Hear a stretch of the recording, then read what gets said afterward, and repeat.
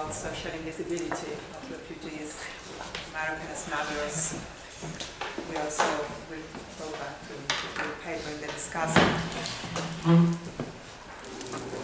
I give the floor to the last speaker of this panel, Djurdja Trajković, who has a wonderful Spanish, but we'll use English to read her paper. Thank you. The title of the paper is Limits of Subject, Non-Historicism, and Powerless Freedom of Literature Gifts of Argentine Djurdja. Was a risk, but we think to change. I have to apologize that I changed the title and the approach because I actually wanted to turn that paper into a chapter of my book, so I had to change the approach. So the new title is called Engaging Literature, Julio Cortázar and the Production of Vulnerable Subject. Among heterogeneous roles of literature, literature also dedicated itself to the question of subject, simply because literature, through narrative, partakes in the creation of material and symbolic places. In that sense, literature, within its narrative world, has been a source of rich materials for complex aesthetic, political, and social analysis. In this exposition, I will first recast the dominant ways of constitution of subject in Latin American literature and offer a reading of Julio Cortázar's story as not only challenging dominant paradigms or destabilizing it, but also offering an alternative possibility. The place, role, and nature of literature in Latin American landscape has always been fraught with tensions and ambiguous relation between writers and engagement. As Walter Mignolo suggests, the emergence of literature in Latin America in the middle of the 19th century grounds the birth, on one hand, the elite class of engaged writers, whose task was the creation of an autonomous and stateless subject, divorced from any forces of the historical, social, and political influences. And yet, such subject metonymically grounded the dominant Creole hegemony as a figure that emerged in the literary writings of the autobiographical novels at the end of the century. The grounds of Latin American nations were formed through literary representations of Creoles as the sole bearers of common geographies, common histories, and common destinies, which were based on the modern subject. Post-colonial and subaltern literature, which emerges at the beginning of the 20th century, set itself the task of destabilizing the impulse of homogeneity that was at the heart of literature while exposing the heterogeneity of Latin America. Angel Rama's text, Transculturación Narrativa in America Latina, conceived of literary writing and engagement as a decolonizing search for cultural representation, independence, and originality by rediscovering and translating the popular roots, or by transculturation of the diverse subaltern cultures of interior. Latin American literature's historical project was to overcome formal and cultural dependency of European ideas by expressing the native people and their struggles. In this sense, magical realism, with its formal inventions, non-linear narrative, stylistic innovation, explosion of signifier, was an emblem of conceiving the post-colonial difference in terms of the relentless interruption and disruption of the autonomous subject in order to unconceive what was previously excluded, the magical nature of Latin America resistant to European modernity, and the differential and plural subject called mestizo, who is located in all social classes and who is ethnoculturally differentiated by his or her mixing. The historical task of literature and engagement was then conceived as giving voice to the plural subject and maintaining the post-colonial difference. It could be said that the history of Latin American literature is the history of violence between an autonomous subject and the plural subject of mestizaje.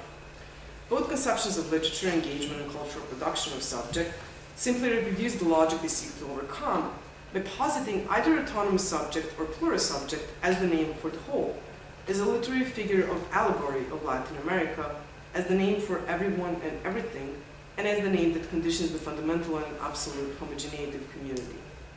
Both logics shape the same ground of exclusion, as well as that of heroism, property, and purity. Julio Cortázar's story as Xolotl takes an exception to such an understanding of literature, engagement, and cultural production. For Cortázar, the true task of literature is the invention of relationality of beings. Cortázar's story seeks to narrate the post-national Latin America as crisscrossing worlds, pre-Hispanic, European, indigenous, is always already contaminated space, and it wishes to supplement that world with vulnerable subject. His story constructs itself on the limits between knowledge and experience, a limit conjoining two complementary, intertwined, and yet distinct historical bodies. To read these marginal figures beyond the counter-humanitarian figures is to read them beyond the classical and traditional role opposed to literature. Axolotl illustrates this paradoxical encounter. The story shifts from present to past. The nameless man in Paris goes to the aquarium, who becomes obsessed with certain salamander axolotl that he observes daily at the zoo. Eventually, he himself turns into axolotl, an animal from the lost Aztec world, a creature that occupies no place, a narrative of non-place. The nameless man insists on the absolute lack of similarity and refuses easy analogies, and yet insists on the likeness by being unlike, by difference that lies at the heart of their relation. He must surrender his position as a subject observer and become an axolotl himself. Responding to the call of the creature, he moves to the other side, and yet his obsessive observations and encounter with axolotl yields none of desired knowledge. I quote, "Only one thing was strange, to go on thinking as usual, to know. I was axolotl, and now I knew instantly that no understanding was possible.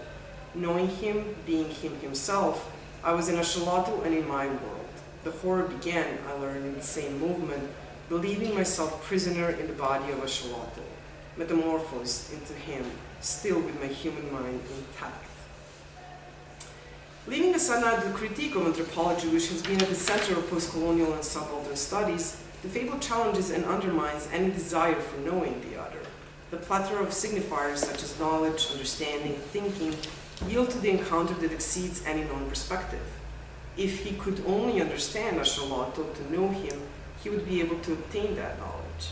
And yet the encounter does not yield any knowledge, or better yet, it marks the failure of knowledge to grasp the other, and consequently to yield a self-knowledge, or to subsume other and the self to property.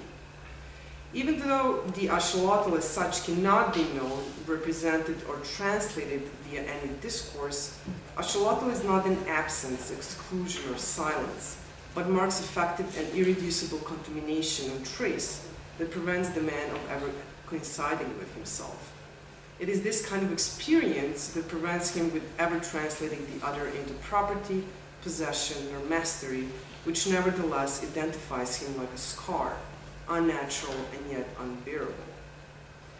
Axolotl intimates that traversing, engagement, and crossover with what is shared is the experience of loss and death, as well as impossibility of reducing other to knowledge. Cortázar's articulation is that of relation, that common border that marks the crossing of one world into another, of never-ceasing encounter, which the modernity wanted to dispense with once and for all. The nameless man and his being lies neither in the interruption of the subject nor its displacement, but at the boundary, at the border as such, the meeting place of common worlds, the collision of sites real and populated spaces, but never a property nor possession. It lies as an exposure to the other who at every moment exposed vulnerable contingent could take the place of a nameless man, here, now, always. In this sense, the story is the figure of resistance to the movement of the translation into proper name, into identity and self-possession, and dominant discourses which try to relieve the subject of bind, relation, and obligation. The issue arises here where what a nameless man owes to axolotl is responsibility and debt that he cannot fulfill, but to which he owes his existence and responsibility. The creature, a terrible witness, recalls a haunting that the nameless man can no longer ignore.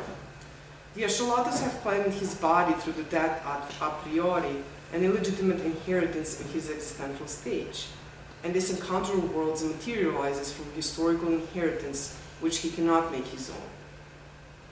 The relation between him and other may well be said to constitute the vulnerable subject. If there is a relation between him and another whom he seeks to know but cannot know, whom he seeks to experience and touch, and who has no gender that is known, no history that can be presumed, and who compels him to relinquish the violence by murmuring the trace of its existence and vulnerability, then this mode of literature articulates the possibility of non-violent engagement and also non-violent relation to community. Cortázar's story may well be used to exemplify the kind of community based on mourning. For Cortázar, mourning is a permanent dispossession and agreeable loss, and the hope is that the mindfulness of this vulnerability can become the basis for non-violence. Cortázar suggests, or seems to suggest, that literature could perform of unveiling the vulnerable subject that was always already there, covered over by the heroic myth of autonomous subject and its disruptions. The text's affirmative moment lies in the suggestion that in the non-violent encounter with Axolotl, an alternative relationship with community can be established, irreducible to community of homogeneous values, destinies, and essences. So instead of a conclusion, I want to pose some difficult questions, because it seems to me that Cortázar's story challenges the ways in which we have traditionally thought of the relation between engagement and literature. It could be said that we have inherited two ways of thinking about engagement. That of Sartre, which resembles the ways in which letrados, or men of letters, and most writers in Latin America have thought of themselves. The writer had two roles: to write an existential text as a demand for change, and to use the words as weapons against the system. And Adorno's, who has insisted on the paradoxes of autonomous art. In Marxist frame, Adorno advocates the aesthetic approach to both Beckett and Kafka, who by way of an aesthetic form did not necessarily demand change, but that their works of art compelled change in attitude, that is, via the aesthetic experience. So the question is, how should we think a text such as Cortázar in relation to these two logics? It is obvious that his text is not political in a traditional sense, and yet it does open itself to thinking literary politics otherwise. Is the invention of form of relation with the other also a form of engagement? If so, in what ways does this story, which is itself not exemplary, there are others, could be said to contribute to our understanding of engaged literature? Or alternatively, is Cortázar's invention simply a form of passive engagement and resistance? So I will open this for discussion. Thank you.